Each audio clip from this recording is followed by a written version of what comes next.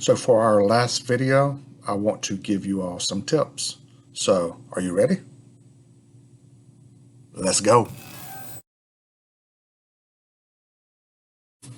I mentioned this earlier, but use a cutting mat. You'll be glad you did. If you do not have a cutting mat, I completely understand, but they do come in handy, especially if you're using X-Acto knives.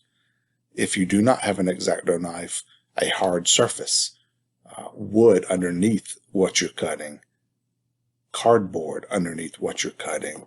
If you're using an X-Acto knife and you have questions, ask your parents. That would be a good place to start. Talk to them about where you should make those cuts.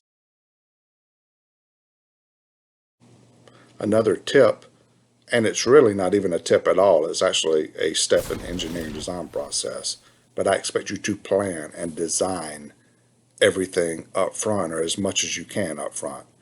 So what might that look like? So look right here at my drawing. Note that it has dimensions. Note that the lines here are the points, the four corners here. So I actually drew the line a little bit past the point. And when you're cutting, make sure that you start and end your cut maybe a little bit past that point as well. And that way when you make your four cuts, then that rectangle will come out cleanly.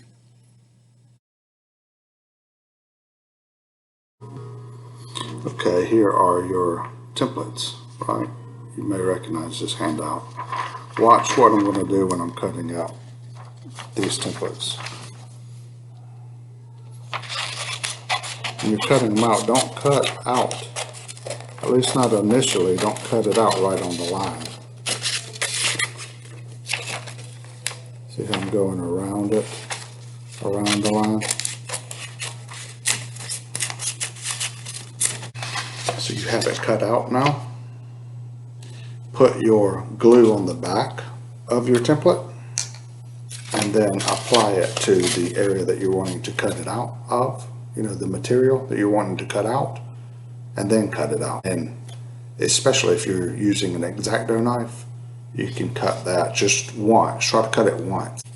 Less cuts means better.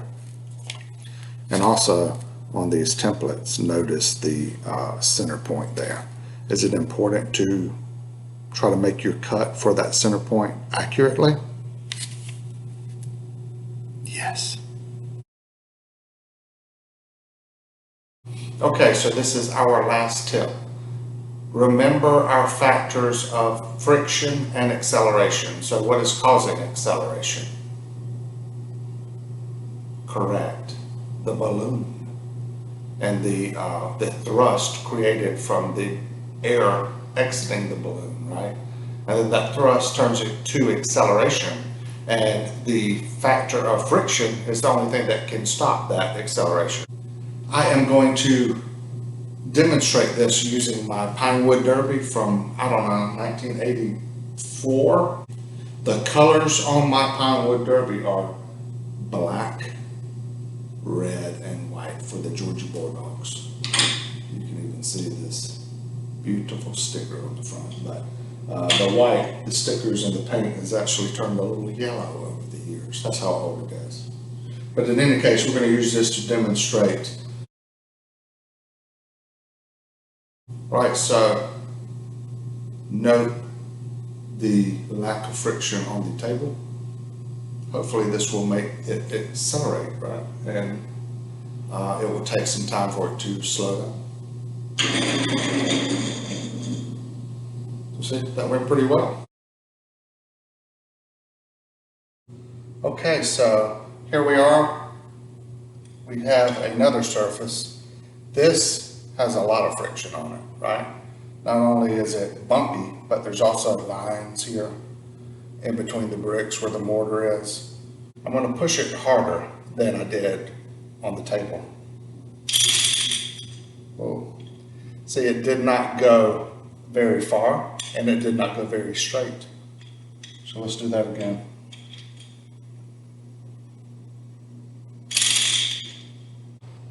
I hope these tips helped you out. This is the end of all of the videos